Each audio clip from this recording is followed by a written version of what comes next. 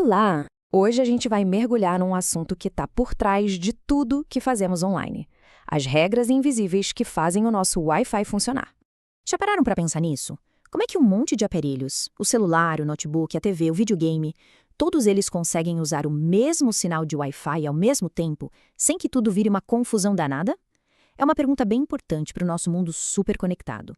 Imagina só.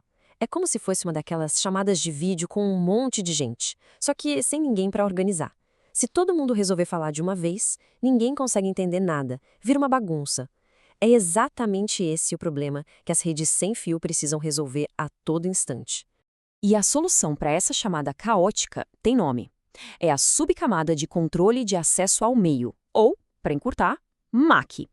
Pensa nela como o conjunto de regras de etiqueta da rede. É ela que decide quem pode falar e quando, funcionando como o nosso moderador invisível. Bom, a primeira ideia que poderia surgir seria dividir o canal em fatias fixas, sabe? Tipo as estações de rádio FM, mas isso é muito ineficiente para a internet porque os dados não chegam de forma contínua, eles vêm em rajadas. Por isso, a alocação dinâmica, onde o canal é um recurso único compartilhado por todos, funciona bem melhor. E essa citação aqui explica o porquê de forma genial. Pensa num banco.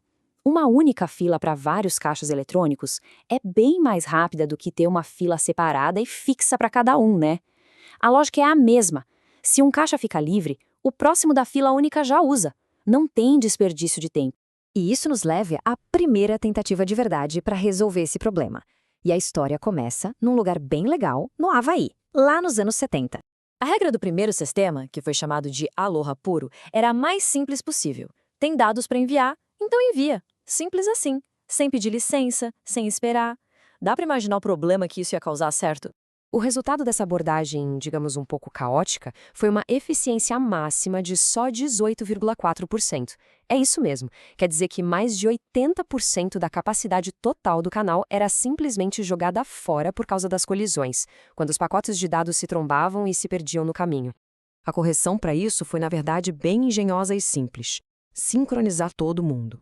Em vez de cada um transmitir a hora que quisesse, os aparelhos passaram a esperar pelo comecinho do próximo intervalo de tempo, ou slot. E o resultado foi incrível. Só com essa pequena mudança, o Aloha com slots conseguiu dobrar a eficiência máxima do canal para 36,8%. Uma melhora e tanto. Mas ainda assim, muita colisão acontecia. Então a gente avança para a próxima etapa dessa evolução. Uma etapa em que os aparelhos aprenderam a ser um pouquinho mais educados. A ideia era simples: escutar antes de falar. Esse protocolo é o CSMA. E o passo a passo parece fazer todo sentido, né? Primeiro, escuta o canal. Se estiver livre, pode transmitir.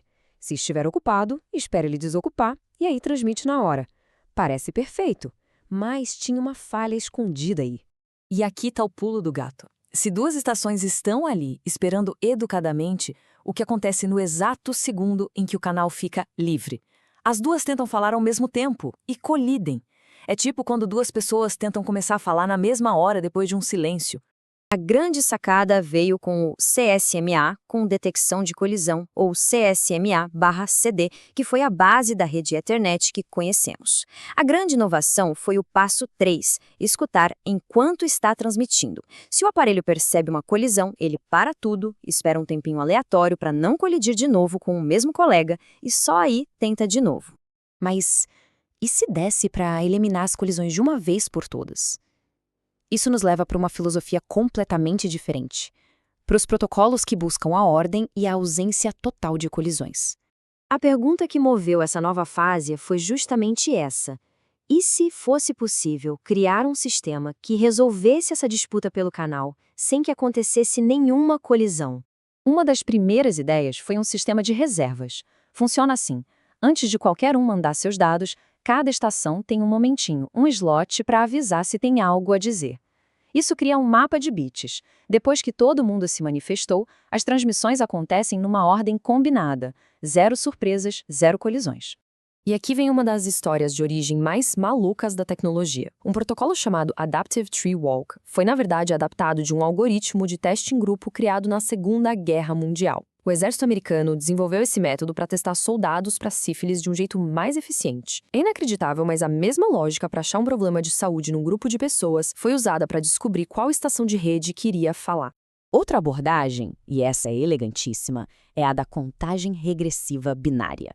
Nela, as estações basicamente anunciam seus endereços em código binário, um bit de cada vez. A regra é muito simples. A estação que tiver o endereço com o número mais alto sempre ganha a vez de transmitir.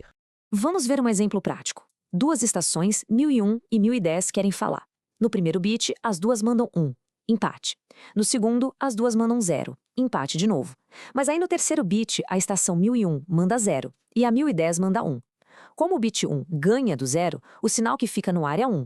A estação 1001 percebe que o seu 0 foi sobrescrito e na mesma hora ela desiste. A 1010 é a vencedora e pode transmitir seus dados tranquilamente. Certo. Depois de toda essa história, por que essas regras são tão importantes hoje? Vamos conectar esses conceitos todos com a nossa internet de cada dia? Resumindo a ópera, compartilhar uma rede é um desafio gigantesco. Os primeiros sistemas eram meio caóticos. Depois ficaram mais espertos, e alguns conseguiram até eliminar as colisões.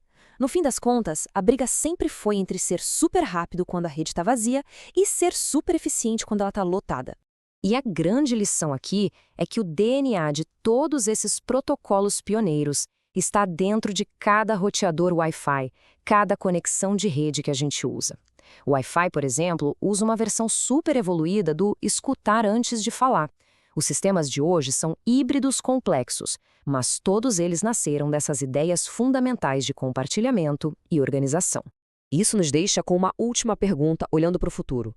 Com bilhões e bilhões de novos aparelhos se conectando às nossas redes, de carros a geladeiras, como vão ser as próximas regras de compartilhamento? Aquele desafio que começou lá no Havaí décadas atrás ainda está longe de acabar.